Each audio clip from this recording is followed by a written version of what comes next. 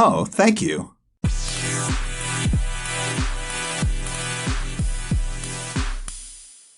He's hanging out. Sometimes he'll start barking out the window. So my If the dog barks, that is okay. It brings that more we're authentic, here with you in the natural. moment feel. Hmm. Yeah, yeah. Okay. So, Stephanie, it has been a while. Um, one second. Let me close the door.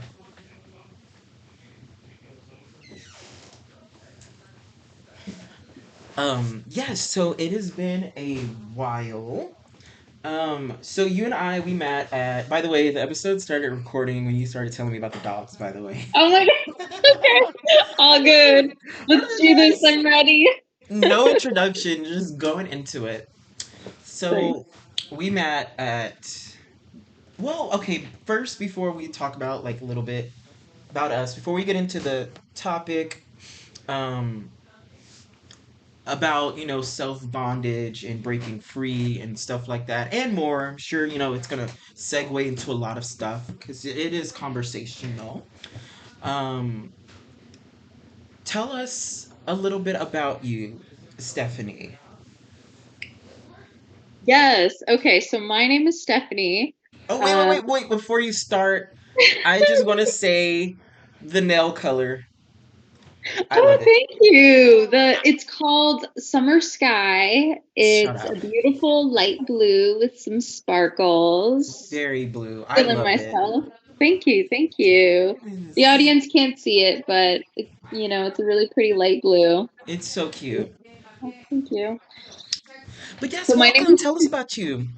Sure. Okay. So my name is Stephanie. I'm currently in a Master's of Social Work program at Portland State University. I have a Yes. bachelor's degree in psychology from Aurora University in Illinois, which is where I'm from. I'm from Chicago and I lived in the Period. suburbs, and I lived in Iowa for a little bit, which is not super exciting, but actually I had a pretty good time there. You wouldn't know it, but the people in Iowa are super nice and it was a super fun time. Really, in Iowa? I forgot that that was a Yeah. state. It's like we don't really hear about it. Yeah. No, I went to the University of Iowa briefly, and it was hard because I was in a long-term relationship, and Mm, I struggled with my own mental health and addiction, which we'll get into later, but that made my educational process really tricky because I was navigating recovery and all that, self-healing yeah, stuff. Which I don't yeah. regret, pausing my education and waiting and doing the inner work and the healing and the recovery and then going back Yeah. to school when I was ready. I feel like that was a good move for me. Ooh, Right? Right? yes, I mean, yes. education's not going to go anywhere. And like, I can't help other people if I can't help myself. Right. Exactly.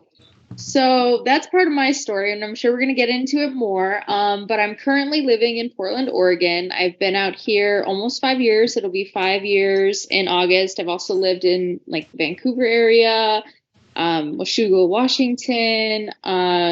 It's interesting because I went through a little phase of my life where I wanted to be a flight attendant and I applied to a couple airlines out here. It was after I got my bachelor's degree, and I was like, oh, I want to do something different for a little bit before I get my Yeah. master's, travel, explore the world.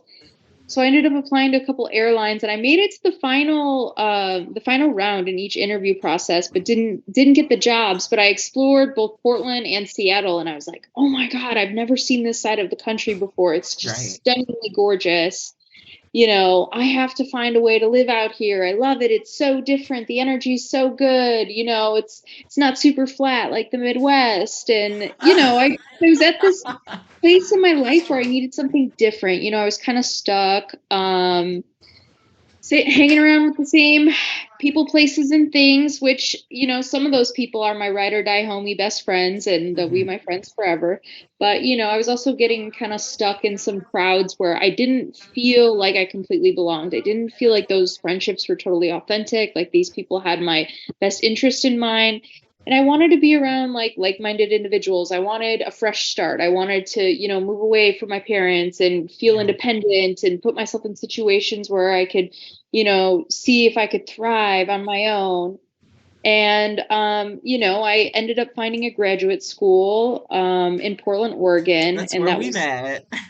Yeah, well, actually, funny story is I went to Lewis and Clark for a little bit and I was pursuing counseling. So Okay. that so I thought that I was going to do counseling and I love the school and everything, but there was something in my intuition that told me that it wasn't right. So I was Right, right. there for just a little bit and then I was like, you know what, I'm just going to work. I'm going to like, figure out what I really want to do, what populations I really want to work with. And until I'm 100% certain this is the path I want to go on, I'm going to wait to pursue a degree. So I had a few jobs and then I realized that what I really wanted to do was social work. And that's when Mhm. we met. That's when we met at PSU. Yes. And so that was a super long introduction. No, that's okay. Oh, there have been longer. Yeah. This is your episode. There's literally no framework. Oh, thank See, okay, you. that's also something really interesting that I want to tell you about. Oh yeah, but wait, before I add on to that, um, tell us like where you work because or what you do for work because I remember in talks class, you had mentioned what you do for work, and I remember that just so inspired me that I had to come and tell you. Remember I was when I probably working at that time, I was probably working at Youth Progress. mm-hmm. Um, I don't know if I should use the name of the organization. Maybe. I think it's okay, right? Yeah, it's not really Um, time. yeah, yeah. So it's an organization that helps youth in the foster care system. It's the division within the organization I was working in was called the Learning Center, and it's an alternative school for kids in the foster care system. And at the time, it was boys only. So I was Okay. working with a group of teenage boys, between the ages of like 14 and 17 that also struggled with various mental health, substance abuse conditions, stuff like that.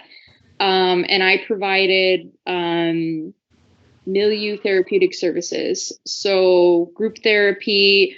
My title there was youth engagement coach. So I planned recreation, like I took the kids on outings. We would go hiking, we would play basketball at the community center or parks. We'd go to field trips, we'd go to the museum, we go to the movies. Like it was super fun. It was very challenging at the time for me because it can be like a really activating environment. There's a lot of hormones, a lot of energy with the teenage boys, and a lot of Mm-hmm. conflict, interpersonal dynamics that come up, and a lot of trauma. These kids, Right. have experienced so much in their life, and they're, you know, so resilient and amazing and funny. And it's so funny because I don't work there anymore. I had to leave that position only because I needed an internship for the MSW program and it didn't fit the requirements and all that kind of stuff. Mm-hmm. But I love that job. And I still think about those kids today and like how much they impacted my life and like how Yeah. much I see like a younger version of myself in them, Yeah. and just how much I care about them and how much I still like am rooting for them and their success and their health and their wellness. And they've taught me so much about life and just how the different ways that teenagers struggle. I mean, I struggled a lot as a teenager and it looked different. Right, right. But there's just so many That's different issues. important. Yeah, like struggles can look different, both still valid. Exactly, Yeah. exactly. And I feel like, especially that age group, like teenagers, Yeah. which is my favorite age group to work with, by the way, I've realized they can experience like anything. Like they have all the same kind of issues that, someone in the adult system would have. And it's almost like more intense too, because they're just learning about emotional regulation and they're just learning about, like they're so sensitive and they're growing and they're also expected to perform academically, and there's all these high expectations on them of trying to figure out what they're going to do with their lives, and the peer pressure of like fitting in with their social groups, and seeming masculine, figuring out their sexual identity, trying Mm-hmm. to have like a partner or figure out what that's going to be like, trying to figure out income, not having parents, Right. Yeah. um, and a lot of them were bouncing around, from one DHS custody case to the next. It Mm-hmm. was just, there was not a lot of stability in these kids' lives. Right. There was not a lot of like predictability or structure. And that was something we tried to do there at the Learning Center. It's an alternative school, but also, providing the therapeutic services. And I really enjoyed that. I And the really support enjoyed that's needed. running. Yeah, I was Yeah. running therapeutic groups one of the things I loved about that job is they gave us so much creative freedom, and I developed an identity group. I felt like that would be ideal for that age group. Hmm. A group just based on the foundations of, adolescents discovering who they are, a sense of self, identifying what their core values are, expressing themselves creatively through music and art and poetry.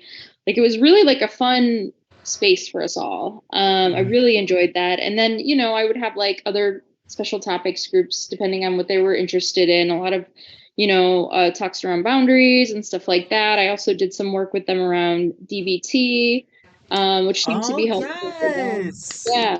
There needs to be more of that. It's very, Yeah. very helpful, very, very beneficial. I agree. I like DBT. I mean, I don't think it's like a cure-all, but I think it does give like concrete Yeah. skills For those of that us who don't know what that is, can you tell us the full name of DBT? dialectical behavioral therapy Yeah. is what it stands for. It's often used to treat various mental health conditions. Where a person can be stuck in emotion mind is what they call it, or somebody that can be stuck in logic mind. And the goal of DBT is to get someone in a more balanced state where they're able to use their inner wisdom as Right. guidance. They're Yeah. able to get in touch with themselves, make intuitive decisions that are more balanced instead of, acting impulsively out of the emotions that they're feeling. Um, it provides a lot of support around mindfulness and grounding exercises. And so I did a lot of that at the center. I helped the kids with getting back into their bodies because I know a lot of people Yeah. that experience trauma, right? Yeah. Struggle with disassociation, Yeah. uh, That's right. just feel disconnected from their bodies, Yeah. feel like they're carrying a sense of stress, That's the also there's something really chronic interesting. pain. Yeah, Yeah. because there's so much complexity, Hmm. when it comes to a human being. And though, yeah, like we can have a good, like, generalized sense or a good broad sense of um uh depression, or they're all going through this and here are the statistics, however, it also doesn't just end there. It can get so complex, and that's what I like, that what you were saying, because a lot of people, they don't know that that is I didn't even know until like Hmm.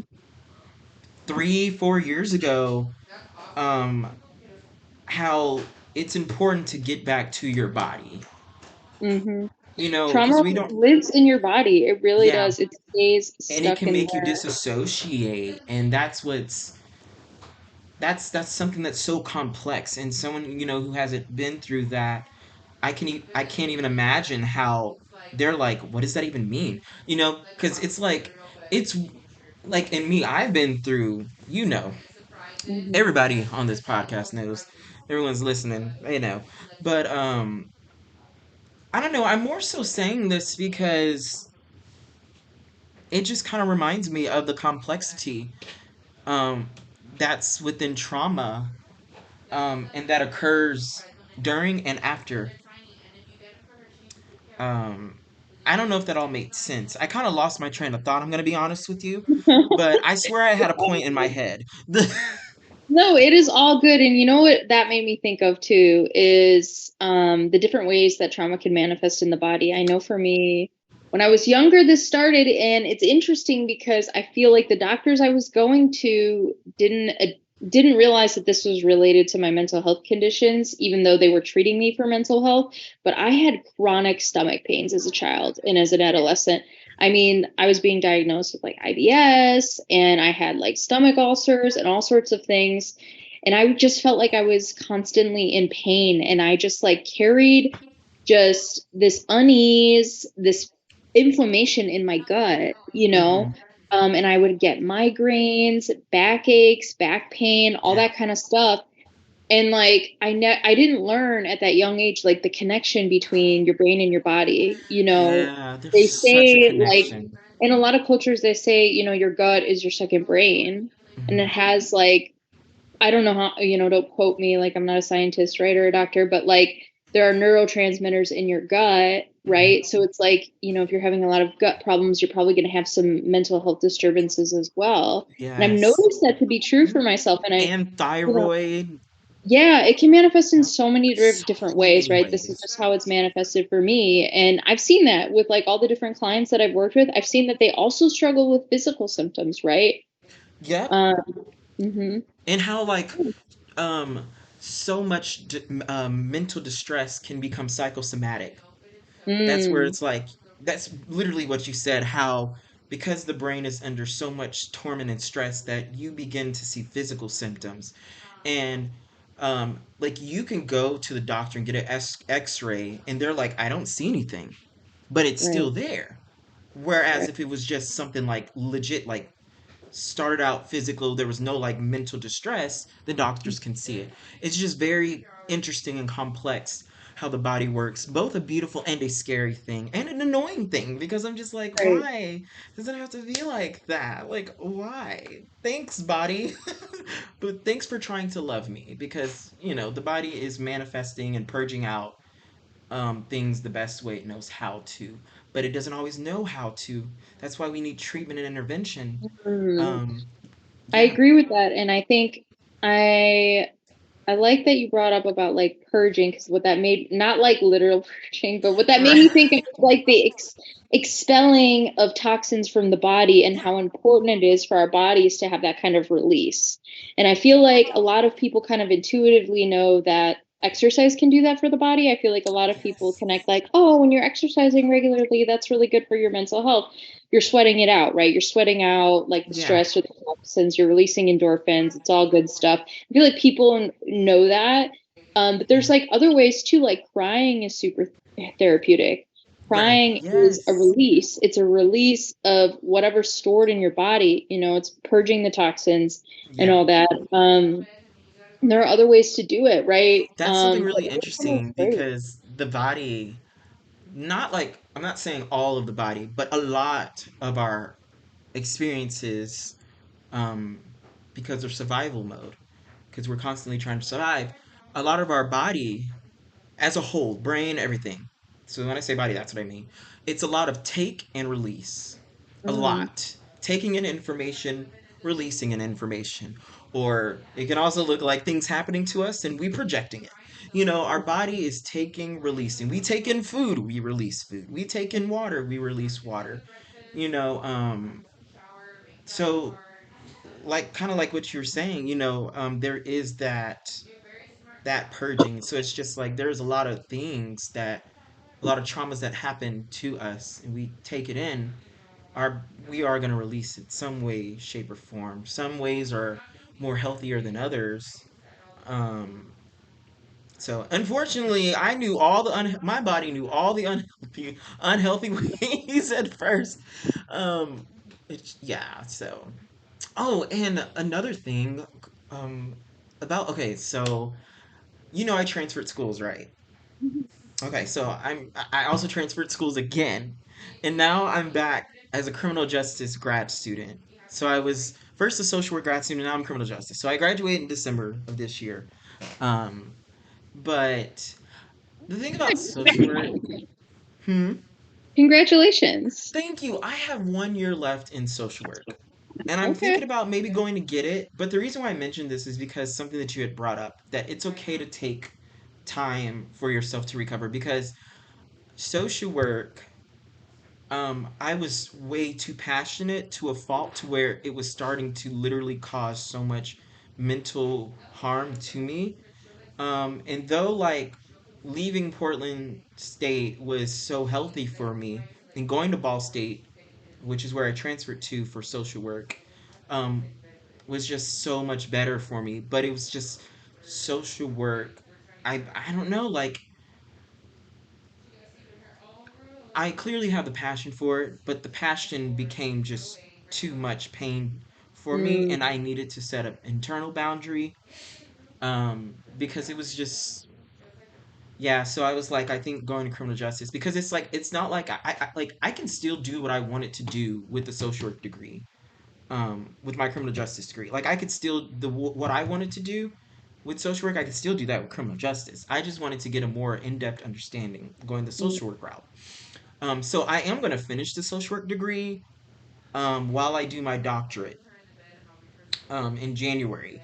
So, because I have 1 year left, might as well. I didn't put all that passion and pain in it for nothing. mm, Um, but yes, Queen, that is what happened. I was not doing good mentally. Let's just say mm. that. Like I got a lot better when I went to Ball State. Oh my gosh, so much better. But still, What did because you of like about Ball State? What did you find helpful there? it was more of just the environment. Mm, Just I think, like, for me, Portland was not for me. I didn't start off with good experience in Portland. And I definitely didn't end with good experience in Portland. So it's mm, kind of like starting off with the really bad experience at the airport. It it it kind of like set the tone. First impression was a lasting impression, but it mm, just kind of like everything kept, like, like my eating disorder tanked. It was just everything. It was just, I experienced things that, no, it just was not for me. Um, and with someone that I think I told you about, their name starts with an yeah, N. Yeah, so you know what I'm talking about, right? yeah, So yeah, yeah. it just was not for me. Then I go to Ball State, and it's just like, it's like a breath of fresh air, because I was originally supposed to go to Ball State anyways, not Portland State. Portland was literally a week in advance decision. The Mm, week before I was supposed to start Ball State, I decided to go to Portland State.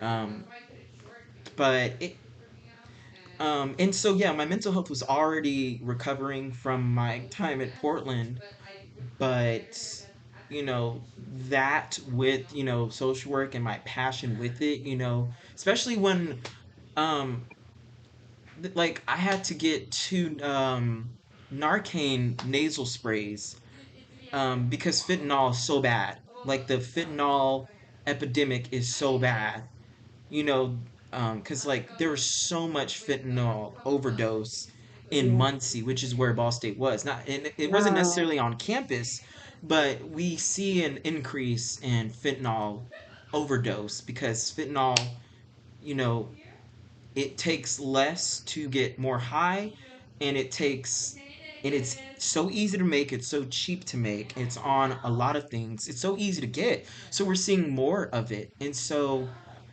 those statistics, Stephanie, broke my heart. Like my heart was already breaking for society, but hearing those statistics, and I just was way too passionate. And um then I still hated men.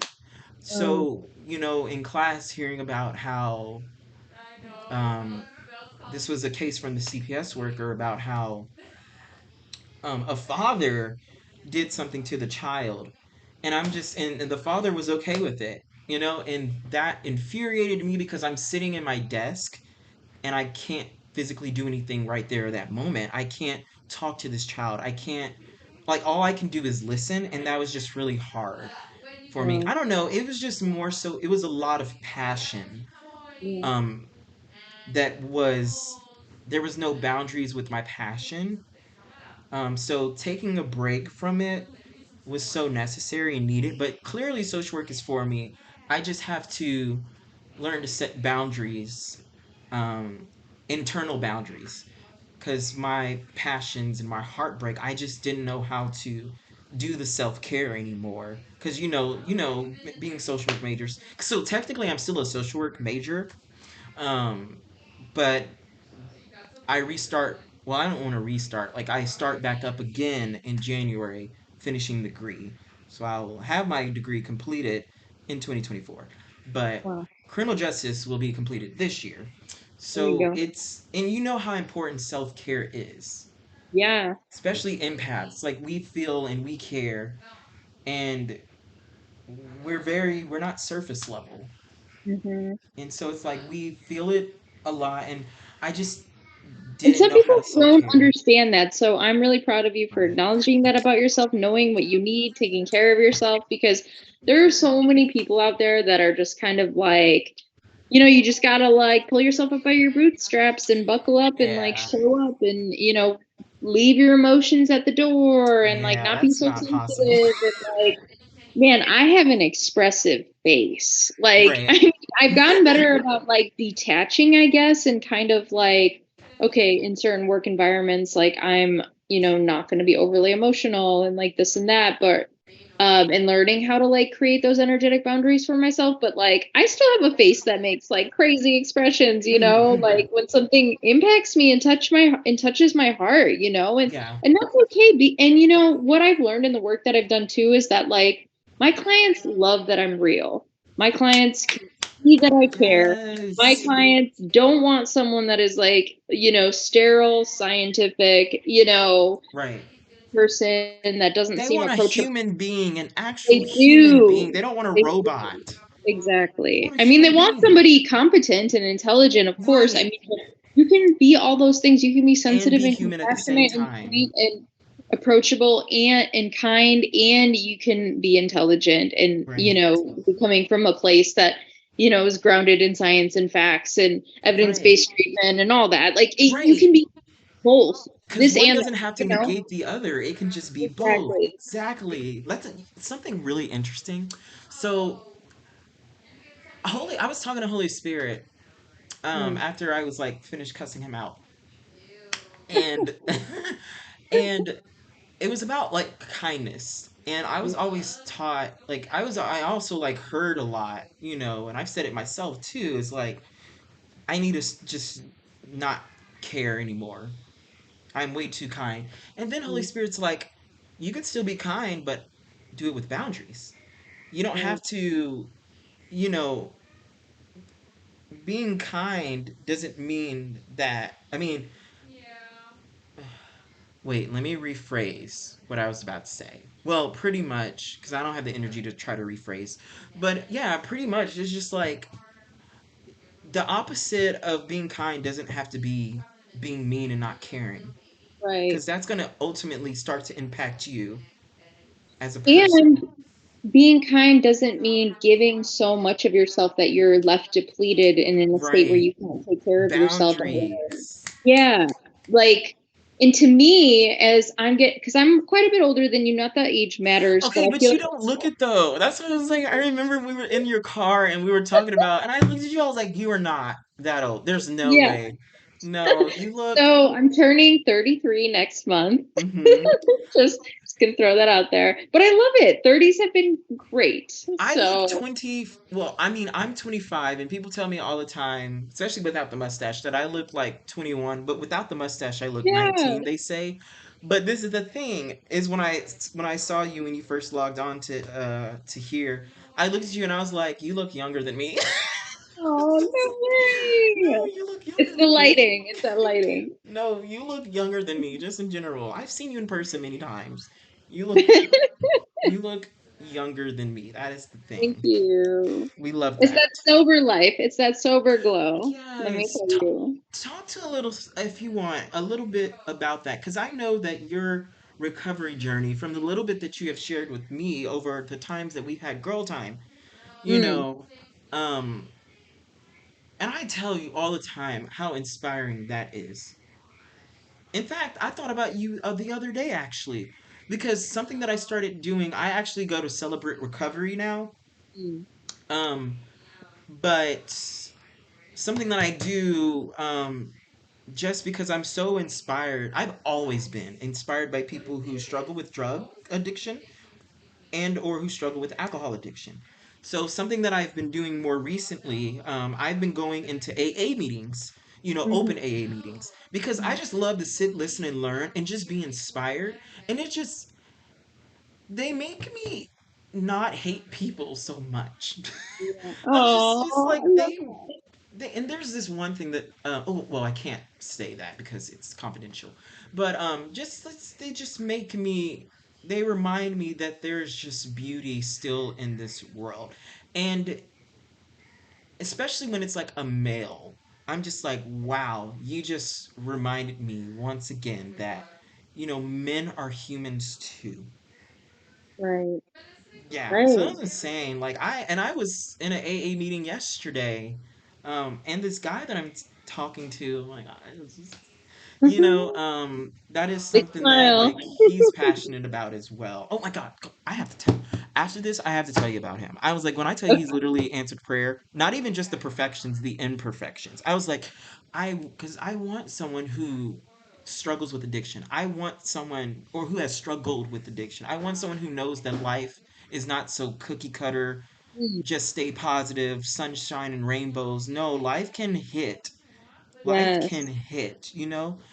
Um, No, yeah. that is so important. I mean, I think it's a huge turn off for me when people have that like toxic positivity Yeah. mindset of Tell like, us about I toxic think, positivity for those of us who oh don't my know. gosh. Okay, it's toxic because it's invalidating, and it's it's toxic because it's negating the fact that life is a full spectrum of all types of experiences and emotions, Yes. and some are painful. In life, we experience death, tragedy, Yeah. loss, trauma, Yes. change, growth, and with those come, opportunities and positive experiences. But there's real pain that people go through in life. Yes. And um, telling someone to like just be Just grateful be for that positive, experience or just be right? happy about it. Think your way happy, take control of your mind, Yeah. good vibes only, like that.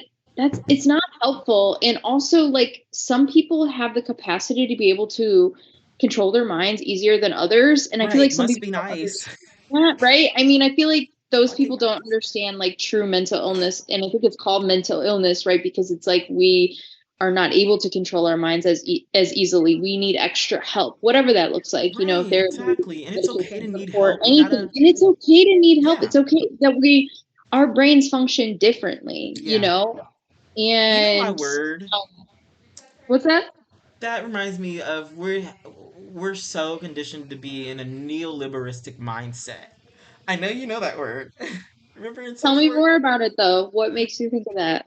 Yes, because when I think of neoliberalistic, now there's other aspects to neoliberalism, but one of the aspects that I see so prominent is the individualistic mindset. The you gotta fix it, or you gotta do it on your own. You. It doesn't matter who messed you up. It doesn't matter if someone came by and blew up the building that you just built. It doesn't matter. You gotta rebuild it. You gotta fix it. It's like, yeah, obviously I have the responsibility to do so, but that doesn't mean that people can't help me. Maybe I need Right. help. And that also assumes that we all come into life on an equal playing ground, and we do not. Mm, Like, right. even just thinking about like people that come into this world, in broken homes, like homes Yeah. where there's violence, where people are experiencing racism, maybe people are experiencing addiction. Hmm. There's a harder time, acquiring wealth and money for whatever reason. It doesn't Yeah. matter, and certain individuals have to work harder right out the gate, Right. just to be like at a level where they're able to live and Right. survive and pay their bills. And maybe on top of that, they're also dealing with physical health problems that, like Exactly. limit their ability to, Hmm. function in certain ways, like Yep. somebody else that doesn't have those Yeah. disabilities, or like somebody that experiences mental health conditions that just makes getting out of bed Right. harder and interacting with people like that much harder. And then there's people that come into this world like, in a really comfortable position. Right. Very wealthy, have great I don't want to parents, throw that and word out there, but like honestly, it's privilege, right? Like they come yeah. into this world already being supported and loved by parents, already, in a Right. position where they're able to go to school and have the resources that they need in school. And when they're Right. sick, they're able to go to a doctor. Where they Yes. need Yeah. something, their parents are, or whoever is able to get it for them. Maybe because of this color of their skin, they're able to Hmm. get certain jobs over other people, or they're not like discriminated against as much. And, you know, like there's just that's why I love social work. Like really being able to look at all those different factors and support people how they need to be supported, and understanding that like we are all equal because we are all human, but we're not all treated as equals in this country, Right. you know, In this world. this No, world. like, cause no, cause literally, like, just world in general. Because I can go on for days about this, but when I see like in other places where women are treated as lower class citizens, that blows my mind. Um, I get way too passionate about that, but luckily I have like boundaries with that. Now I do. But you know, even like, let's see. I mean, you had there was something that you mentioned that was just phenomenal. I'm having a brain fart, but regardless, you already mentioned it and said it, and it's phenomenal. But like, yeah, like, and I also like how you also put some personal in it, because I mean, personalize it a little bit, because yeah, like, even in this country, which we're in America right now, but this Mhm. podcast is heard in over 30 countries as right Wow. now. So just like over the world, and whether it's race, sex, gender, sexual orientation, whether it's socioeconomic status, I hate using the word upper class, middle class, lower class. I'm just starting to hate that more and more and more as I learn more and more and more. I just really hate that. I just think the word is, but it's like, I know society uses it to classify, but the thing is, like, there's some Label. shame, and there's some, like, the word lower class, that just sounds so Horrible. freaking demeaning, Oh, like, I don't like labels, honestly. I don't even like the right, labels in the mental health care system. I don't even I right. know some people feel comfortable, when they get a diagnosis and they feel like, okay, now I know how I can get treatment. Now I know what to Hmm. look for. But like personally, I don't like labels. Like Yeah, yeah. been diagnosed with so many different things and like I don't identify with it, right? Like Hmm. I want to be treated like a person. I don't want to be treated like an illness. I feel like there's so much Right. stigma around different mental health conditions, Yeah. you know? And there are just so many things that you talked about that I want to like speak to. You brought up spirituality, we're talking about recovery, and it's like I want to bounce from here to here to here. So it's You like can. trying It's to your figure out episode. where yeah, I'm trying to figure out where we should go like next because like I want to like bring up so many different things. But I know we were talking about addiction for a while, and I think we should go back to that. Yes. I do want to Um, say, before we go back to that, I do want to say that, Queen, you're more than well. I want you on multiple episodes. So if we don't get oh, to thank you. everything this episode, seriously, if we don't get to everything this episode, right after we finish this episode, let's plan another day to record. Awesome. Yeah. Awesome. Yeah. Because I love what you said about addiction, and I think we should elaborate on that more. Go for it. It's funny that you brought up Celebrate Recovery too, because that's something I've been wanting to check out because it's interesting too, because I am somebody that like, I love academia and research and all that kind of stuff, but I'm also like super spiritual, right? And Yeah. there's part of me, it's like the inner conflict between like wanting to put faith in everything and then the inner conflict of also being like, okay, but like, you can't prove faith and like you have to, Mhm. go with the, evidence-based practices and this and that. But honestly, I'll tell you that more than anything else in my own personal experience and recovery journey that has helped me is having a sense of spirituality and faith. And I want to say that because I feel like, you know, I'm not super religious. I mean, I was raised religious, and I have knowledge of Mhm. Catholicism and stuff like that. Mhm. And, I'm not afraid of prayer. I'm not afraid of Right. like You have a talking about relationship with higher power. You have a relationship with I God. do, That's and what I see.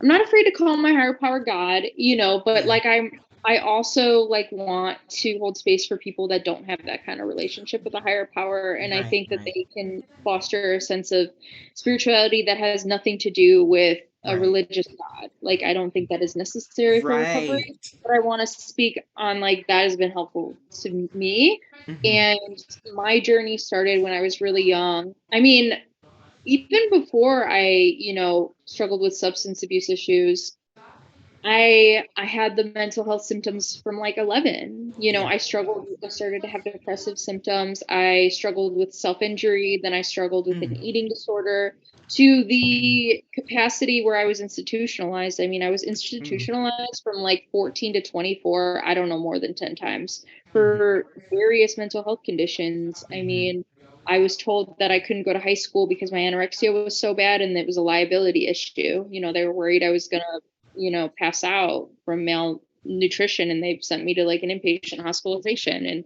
Yeah. did residential treatment and inpatient and outpatient. And, I never experienced a day of PE in my high school life because Mm. I had doctor's notes excusing me because my eating disorder was so bad that they Mm. didn't allow me to do physical education. Yeah.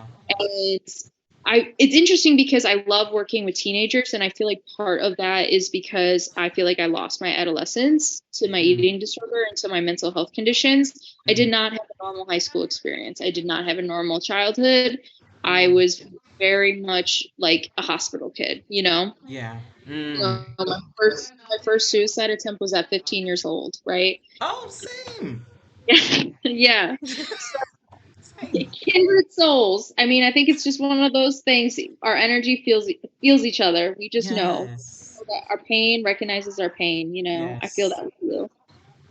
And I mean, I do feel like psychiatry introduced narcotic drugs to me, and that was a big Yeah. mistake. That is a reality for a lot of people. That I'm Yeah, glad I that you mean, mentioned that because that does and happen. my first love was pills, right? My first Hmm. love was finding something that could take away my emotions, that could Wow. change the way that I thought in such a profound way that I no longer dealt with like the obsession of mind. And I didn't know that that was addiction, Mm. right? But I had obsessive thinking from a very young age, and it just like manifested in Yeah. the different maladaptive behaviors, right? The Hmm. disordered eating and whatever else I was going through at the time. And um, so I struggled with drug addiction from about like 16 till, and I was able to like cover it as like, oh, it's partying, or oh, it's like Yeah. experimentation, or it's recreation, or hide it, or this or that. It didn't start to get like really, really sketchy until like my Mm. early 20s, where I was like experimenting with harder substances and stuff like that, where it was like, okay, I can't function anymore. Like I Yeah. can't be a student, I can't hold a job, I can't have healthy relationships. My health was deteriorating. Yeah. Um and when I was about like 23, 24, like I was like, I can't do this anymore. Like I need to check myself in somewhere. And that's when I started like my treatment journey. And I am really grateful that in the treatment hospital I was in, they introduced to me 12-step programs because that was very helpful. So after I Yes. finished that I love treatment the 12 program, steps.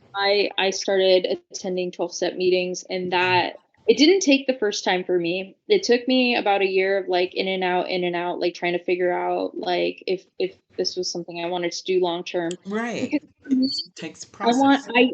I really struggled with the idea of not using any substance. I was like, okay, well, I'm just going to stop using the problem drugs. I'm Hmm. still going to be able to drink socially. I'm still going to be able to smoke a little weed here and Hmm. there, whatever. But for me, like the real healing work happened when I decided to completely surrender and be like, I'm just trying to find other ways to control my addiction. I'm refusing to let go. I'm clinging on to things that aren't healthy for me. Like, Mm. and then for me, like social drinking would always lead to something else, like mental health problems, or, Mm. using drugs again. So I just Right. Right. realized after chronically relapsing for years Hmm. that, I had to give everything up. And that's the story. I know there are lots of different ways to recover. This is what worked for me. So I first got into recovery in 2014, but my Hmm. current clean date is 11/11/18. And um We clapping. yeah, and I mean, Yes. even I mean, I'm not even gonna like be ashamed to say it that like I struggled too when I first moved out to Portland, and I had to Yeah. change my clean date. I moved out to Portland with like a year and a half sober. Yeah. Um, but like I relapsed when I got here, and part of that was due to feeling extremely depressed and Yeah. isolated and struggling with mental health. I started Yes. to struggle, I started to struggle Wait, with sorry, my go back again because I accidentally spoke over. You said for those oh, so you said you were struggling with what made you depression. relapse was the struggle with depression, isolation. Yeah, in 2018, when Hmm. I first moved out to Portland, I had a really hard time making friends and building community. I felt like I had never had a hard time making friends in my life. And for some reason, it was just like so hard in Portland. I felt like people didn't Yes. want to like let me in. And it kind of, in a weird way, like made Yes. me turn into like a awkward, socially awkward recluse, kind of like introverted person that I had We never are the been. same person, Stephanie. Literally, that is, I'm not even joking. That is literally me now. Like, literally, like, because of Portland, like, I feel like I'm so introverted now, and I never had problems making friends, but I felt so isolated. I feel like I could not find a community. Anyways, continue. We're not unique in that. I've talked to so many transplants that have had that experience, and I think it's getting a little bit better now because Hmm. more people are open about talking about how important community is and how it's not okay Hmm. to be like exclusive of people that are like seeking connection, Yeah. And I think there was the stigma, especially in Portland for a while, about like, oh, more transplants are moving. Like, we don't want to befriend people from like out of state because like I'm just keeping it real right now, but I feel like there was this stigma around people that, didn't want to befriend people from other areas because they were blaming them for like the higher living costs and gentrification, which is very real and has an Hmm. impact on communities, but that's happening all over the country. Yeah. It's not just in Portland. Right. And like to totally just exclude like populations of people and like make them feel like, oh, go back to where you're from. Like that's not Hmm. okay. Right. I feel Hmm. like it's definitely gotten better, but I experienced that when I first moved to Portland and I decided to stick and stay. I kind of felt like I don't know, I hit like a bottom here again. I Yeah. hit a bottom and then it was like I think I needed that because then that put me in a really vulnerable place Mm. where people were apt to like wanting to help me, which, I don't feel like people Yeah. need to like become helpless to receive help or like Right. put Right. themselves in positions where they're powerless just to receive help or get community. But like, I don't know, my mental health was so bad that I Yeah. ended up relapsing. And part of that was it was like a relapse suicide attempt, Yeah. actually. Yeah. I Um, know what you mean. Hmm. Hmm. and Hmm. and it's just one of those things where I feel like it God wants to keep me alive for some reason. Sometimes I don't Hmm. know what that is, but like Right. I'm not Right. Sometimes allowed I'm to like, what are you die. doing up there? You don't. Do you know what you're doing? Do It's you know like what you're doing? I and that's the thing too is like I am blessed though because I've had so many friends in recovery that haven't made it, right? That have Yeah. gone out one more time and passed away. And I'm always like, oh my God, how the hell am I here with all the crazy shit I've done in my life? Hmm. All the times I've relapsed, all the times like I've intentionally tried to hurt myself, like I'm still here. So God has a plan for me is what I feel Hmm. like. Yeah. So that's also how like my faith manifests is like really believing that like my higher power wants what's best for me Yeah. and that my higher power wants me to be of service to other people. Yeah. And this kind of ties into the topic of like freedom from bondage of self because I feel like the bondage of self is when we're so consumed with who we are, our sense of self. And I'll speak for me with this, where it's like when I wake up and I'm the first thing I think about, and my entire existence is around like, what do I need to do for myself? What does Stephanie want to do? What would make Stephanie feel better? Like so self-seeking, which I feel like is in a way automatic and in a way like we need some of that so we make sure that we have self-awareness around taking care of ourselves and being responsible and doing the things we need to do. But when our thinking is so centered in the self of just like me, what do I need to do? What can I get done? We're living from like this place of ego and self-centeredness, and it's not intentional and it doesn't mean like we're bad or I'm bad or anything like that, but it's just like all of my actions are guided in this self-seeking behavior. And I feel like that Hmm. is a manifestation of like how my addiction showed up was it was like, okay, I need to feel better, so I'm going to use, or I need this, Yeah. everything was revolved around like the seeking of something outside of myself to feel Hmm. better. to feel different. Yeah. And the freedom from the bondage of self is when I stop thinking about myself so much and I Mm. start thinking about like other people. Like how can I help other people? How can I make Mm. the world a better place than how I found it? How can I be God minded? How can I be God centered, service mind oriented, service centered? What can I do for someone else today? Mm. Who can I text and see how they're doing? Yeah. Who can I wish a healthy, happy day? You know, That's like beautiful. A healthy, happy day. I'm period, gonna like start doing that. instead of like getting in my car, driving on the way to work, being like, I'm late, I need to get to work, get out of my Mm. way. I can be like, oh, this person wants to get in front of me in the lane in front of me. Like, I'm gonna let them through, Yeah, instead of the little stressing. things. Yeah, the little things, the little things that I think we don't think of, and it's not like our fault sometimes, we just go in like that automatic mindset. But I really do feel like the freedom, and also the freedom of like thinking that I am in control of everything. Because I think from a Yeah. very young age, I was just trying to figure out ways that I can control my life because I have always been ambitious and goal oriented, which is, Mhm. a good thing. But like that puts such a pressure on me to think that I had to figure out my entire life by myself, and I had to figure out like how I was going to be self-sufficient, and I had to figure out how I could be successful. And it goes Right. back to that individualistic mindset that we were talking about earlier, where it's very like, I have to do this all myself. And I think that people see strength in that, right? Yeah. People desire that. People want to be self-sufficient. They don't want to be seen as like needy Mm. or needing, other people to hold them up. But like every single human on this planet at some point in their life is going to need help. Any Right. kind of help, Yeah. emotional, like physical, um, financial, like at some point we will all need some sort of assistance, and there's no shame in that, right? We're not Right. perfect. If we were perfect, we'd There's be so much help all around us. Like the it platform is. that people are able to listen to this podcast on right now. Multiple people came together and made this platform happen. Right, Like this laptop where we're recording this. Multiple minds came together to configure all this laptop stuff, all this high tech stuff.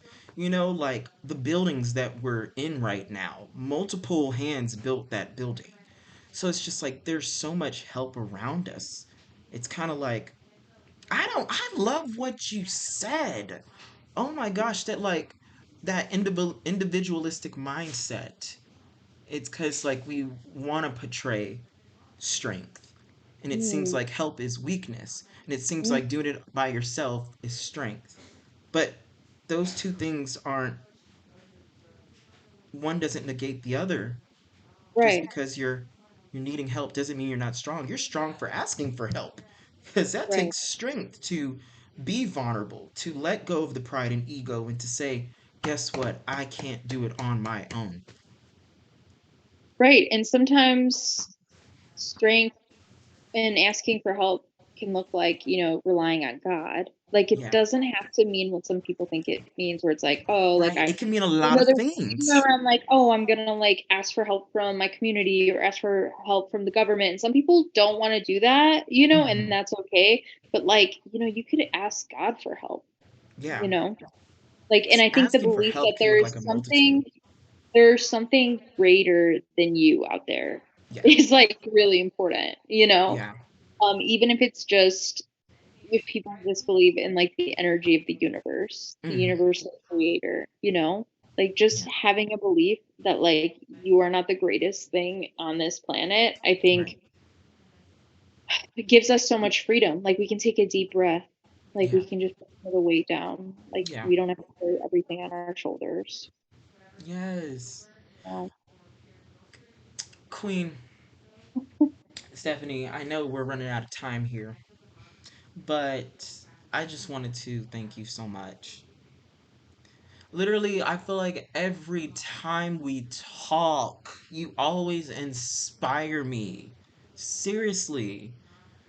Oh my gosh, I missed you so much. And oh, I'm so glad that you know you're still breathing, and that's why I really wanted you on this podcast, because it's like every time me and you've had conversations, you just always inspire. You just have that gift about you. And the main um root starting point of the podcast was because, I mean, the main inspiration for the podcast was because someone could be on their way home to take their lives, but because Mm, they turn on this random podcast about vulnerability, they decide to stay on this earth, even if it's just for one more day. Um, so I remember when when I was at Portland State University and I was like in my head thinking I should start a podcast. You know, you popped up in my head consistently. wow. You know, because you, man, I just okay. I'm about to cry. So, and it's okay to cry. Crying's good. Yes, Got to yes. tell We talked myself about this. It's a release. yes. Oh, well, thank Ah, I you hate you. I for hate you. thank you. Like, Yeah. and I'm very proud of you for allowing yourself to leave environments that didn't feel healthy, for allowing Yeah. yourself to go other places and have new experiences, and you seem a lot happier. You do. I And I'm am. happy for you. Yeah, no, I'm happy for you. Thank you. You can tell the difference, can't you? I I seem can. Oh my happier. God. You seem so Yes. happy. Oh my gosh. Um, so after we end this recording, um, we're gonna chat a little bit about well, we're gonna figure out a day to record again. But this episode is coming out immediately. What's today? Tuesday? Yeah, Tuesday, June 13th. Okay, I don't know days anymore. Ever since the pandemic started, I don't know days anymore. I'm so grateful for the phone that many people helped come together to build. Absolutely. I Yes. know. I'm a little too dependent on the phone though. Oh yeah, me too. Right? Me too. I'm wanting Me to feel a little, yeah, a little me less too. connected to my phone, but it's okay. It is a Yeah. beautiful thing. Everyone who's millennial or Gen Z, I know they feel that struggle. I just know it. I just don't care. I was like, That's an you know. addiction of itself. I mean, the desire Mm, to, and it fuels disassociation. Let me tell yes. you. Oh my God, the mindless scrolling, the doom scrolling, I get caught up in that. Not the doom scroll. Yes. And Yes. that's something interesting. Addiction looks like a multitude of things. That's the thing. Like, yeah, did you know that humans wanting to drink water and to eat to survive, that is also an addiction. That how not all Interesting. addiction is bad. That's It's interesting. I've never heard that. I know, right? I learned that I was like, makeup, and I was glad that I learned that because it's like it can help because I feel like the name addiction has so much stigma on it.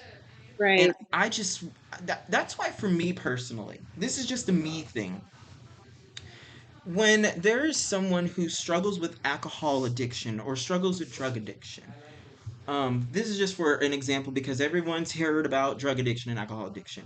I personally don't like calling them drug addicts or alcohol addicts. That's just me personally. Um, I feel like I don't want to say that unless I've been in that shoe. And though I don't mean it in a negative way, I just know that that word, that statement, has a lot of stigma for people who aren't currently struggling with it. People looking out on the outside, looking at this person saying, "Oh, you're a drug addict," saying it as an insult. You know what I mean? Hmm. That's why me personally, I was just like, I will say folks that struggle with drug addiction. You know, that's like when AA meetings when they say my name is and I'm an alcoholic. You know what I mean? I feel like it's for folks who struggle with it to say because I see the sentiment behind like claiming it and stuff like that or just, stating it um is a part of like facing it in a way. But I feel like it gets dangerous when folks who don't struggle with those addictions begin to say that statement. And a lot of times, more often than not, we see that statement being said in a demeaning way, in a way that is not meant to uplift and encourage. I'm not saying that that's always the case, but I'm saying that is where stigma starts. It's because it starts from somebody's words in their head. Like the whatever the head is thinking, and then that intent is said through words. Mm. That's where a lot of times stigma can start. So you know, yeah, I mean, I don't know. I forgot, like I said, I forgot the point that I was trying to make with that. But oh, we're hitting an hour. That's perfect. Yes. Okay, so after this, we're yeah. Stay on after this for like a couple more minutes after the end of the That recording. sounds Okay. good. And With I that, wanted to thank everybody for listening. And, I want anybody listening to know that if you're struggling with addiction, like there is a way out. Like you don't have to struggle alone. There are so many people out there that want to help you. And you're also not alone, if you experience thoughts that are really uncomfortable, thoughts that scare you, thoughts that make you think you're a bad person, like mm, it's yeah, lying. That voice inside your head is truly lying to you. And, you are not your thoughts. Seek support, whatever that looks like, and don't stop seeking support. Maybe the first time you try to get help, it is not helpful, but there are right, so many different types of help. right. Try And again. Yeah, it's okay. and I know what it's like to want to die. And like today, I can sit here and say, I am grateful to be alive. Mm, I'm, yeah, thankful I'm not dead. I do not have a desire to die today. And mm, also being realistic, I know with the kind of brain that I have, like in the future, I might have those thoughts again. And like, yeah, that's just my brain lying to me. And like, yeah. my healing journey is not complete. It is not done. And I will have to continue to seek support. And there's no shame in that. Right. And at the same time, as a person seeking support, I can still be successful. I can still have healthy, loving relationships, Yeah. term relationships that are healthy. I can still, get a Right. master's degree if that's what I want. I can still buy a home Period. and, period. And I can have the life that I desire regardless of the things that I struggle with. Yes. Exact. Oh my God. See? This is why I'm glad you're on here. This is why your episode's coming out ASAP. Thank um, you. with that being said, folks, if no one has told you today that they love you, please allow me to be the first and allow yourself to be the second. Say, I love you. I life you. I'm proud of you for being here. You have overcome 100% of your bad days. Why? Because you were still breathing, even on the days that you didn't want to. You still woke out of bed. If that is all you did today, that is a win. Winning is an action, not a feeling. So you are winners even when you don't even feel it. Yes, sometimes just getting out of bed, sometimes just going to bed is an act of self love. Um, so yes, some things aren't all grand and just huge, and a lot of the things we also got to recognize the little things, especially on days that are the toughest. Those little things. Um yes, so with that being said, we thank Stephanie for being here. We will see her again this season. We will see her again this season. Um Alrighty folks, see y'all next episode for whatever that episode is going to be. Thank you so much for listening. I love you too. Take care.